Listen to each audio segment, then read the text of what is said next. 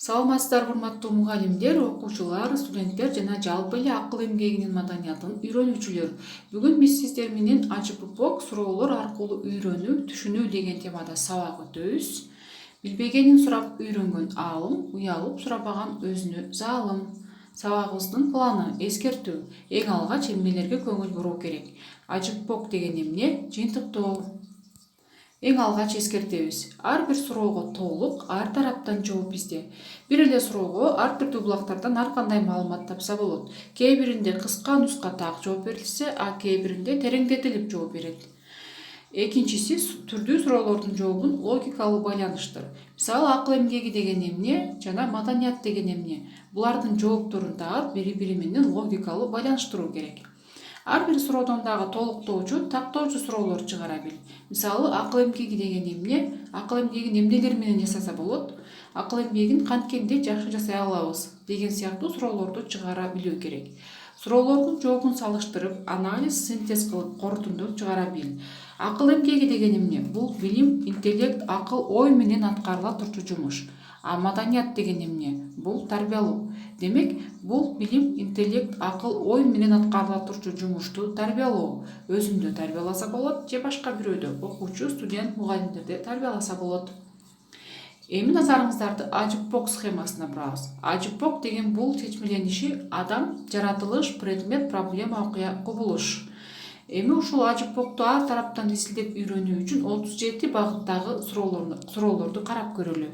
Аты, заты, келип чыгышы, түзүлүшү, структурасы, белгиси, касиети, мазмуну, мүнөзү, байланышы, негизи, келип чыгыш абалы, максаты, багыты, пайдасы, зыяны, өңү, көлөмү, сапаты, өлчөмү, себеп натыйжасы, таасири, окшоштугу, айырмасы, жакшылыгы, кемчилиги, жайланышкан орду, керектиги, баасы, салыштырмалуулугу, оң терс жагы, өзгөрүүсү, акылы, карама каршылыгы, бөлүкчөлөрү, башталышы, күчтүү, алсыз жактары. Мына ушул 37 суроого жооп тапсак, биз АЖППОКту адам, жаратылыш, предмет, проблема, окуя, кубулушту ар тараптан изилдеп үйрөнө алабыз. Эми буга мисалдарды келтирсек, эң алгач мен өрүк деген теманы алдым. Биринчи өрүк жөнүндө текст окуп чыгабыз дагы. АЖППОКтун керектүү суроолоруна жооп дагы жазып баштайбыз. Аты өрүк, заты мөмө, келип чыгышы. Мында мен классификациясы эмес, келип чыккан тарыхын алдым. Эки варианты бар экен. Негизги Кытайдагы Тяньшань районунда пайда болгон жана Арменияда пайда болгон деген варианттар бар экен. Түзүлүшү бир сөөктүү, тоголок, сүйрүү жана жумуртка формасында кездешет. Белгиси май айынан август айына чейин бышат.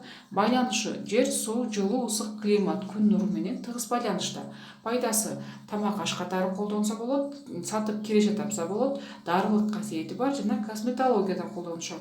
Зыяны жок, өңү сары, ак, кызгылт сары, көлөмү чоң, кичине, орто, сапаты ар кандай, мисалы как болчу жана как болбой турган сорттору болот. Окшоштугу кара өрүк менен окшош келет экен. Айырмасы даамы, өңү, көлөмү, баасы боюнча айырмаланат. Өрүктүн баасы жаңы бышкан кезде 10 сомдон 100 сомго чейин болсо, кургатылгандан кийин 50 сомдон 300 сомго чейин болушу мүмкүн.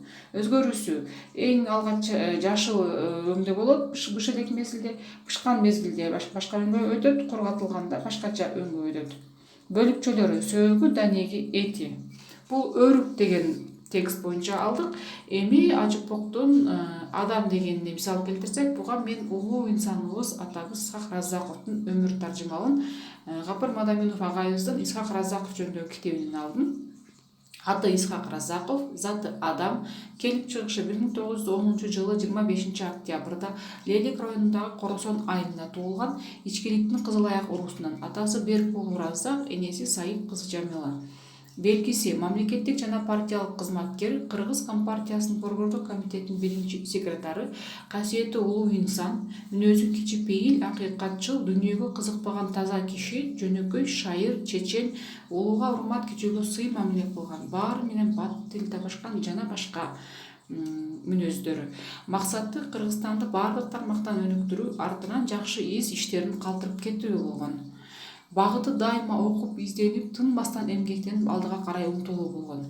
пайдасы бул өзүнчө бир чоң тема боло турган, бирок мен негизгилерин алдым. 1951-53 жылдары 28 ири өнөр жай ишканалары жана электростанциялар ишке киргизилген, 5 жылда 30дан ашкан алардын саны. Ушул эле жылдары борбордук шаарлардан техникалар келтирилген, МТСтин саны 80ге жеткен. 51-53 жылдары 1620 колхоз бириктирилип, 725 колхоз, 233 колхоз миллионер болгон.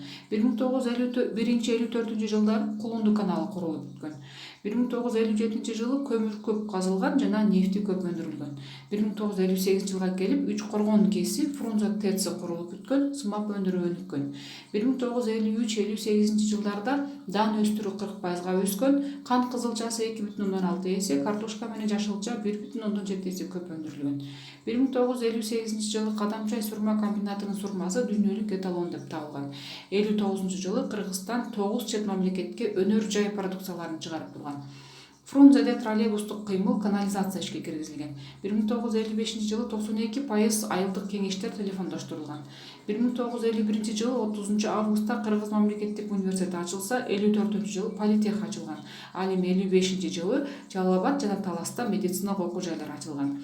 1958 жылда Кыргызстанда 9 жогорку 30 атайын окуу жайларында 31.600 студент окуган. 1954 жылы 20 декабрда Сак Разаковдун уюштуруучулугу астында Кыргыз СССРдин Илимдер академиясы ачылган жана ошондой эле жер суулардын карталары түзүлгөн, Манас эпосунун жалпы варианты түзүлгөн жана башка көптөгөн иш жасаган иштери. Зыяны жок, өңү сулуу, келбеттүү киши болгон, сапаты лидерлик сапаттары. Макиавелли көрсөткөн 9 лидерлик сапаттардын баары болгон. Таасири инсандык сапаттары, касиети жана жасап кеткен иштеринин оң таасирлерин азыркыга чейин көрүп жатабыз. Окшоштугу тажик академиги, партиялык кызматкер Бабажан Гафуров менен окшоштук жактары болгон. Керектиги инсандык сапаттарын жана ишмердүүлүгүн карапайым адамдан баштап жетекчилерибизге чейин изилдеп окуп үйрөнүүбүз керек. Акылы өтө жогору, акылман, улуу инсан болгон. Буга далил Өзбекстанда иштеп турган мезгилде көптөгөн орус чыгармаларын өзбек тилине да которгон экен. Карама каршылыгы улутчул деген жалган жалаа менен көрө албастардын курмандыгы болгон. Алардын катарында өзүнүн кадрлары жана шакирттери да болгон. Туулган жерин сагынып жүрүп Москвада көз жумган. Бул Ажыпок схемасына келтирилген мисалдар болду. Эми зарыл болсо жалпы жооп корутундуңа суроо берип, ошондо терең билесиң. Кээ бирде 1-2 суроо, кээде 5-6 суроо менен Ажыпок түшүнүктүү болот. Анда баардык суроону берүү зарыл эмес. Мисалы жогорудагы өрүк деген мисалда баардык суроолор берилген жок. Биз канча көп суроо берип Ажыпокту үйрөнсөк, ошончо аны терең ар тараптуу билебиз. Эми жыйынтыктасак, Ажыпокту ар бир предметтен колдонсо болот. Ажыпоктун суроолоруна жоопту тез катары жазса да болот. Ажыпокту бала бакчадан баштап окуучу студент, мугалимдерге чейин колдонсо болот. Угуп көрүп окуганда Ажыпоктун сапаттарын издеп таап оку. Көңүл бурганыңыздар үчүн чоң рахмат. Саламатта туруңуздар.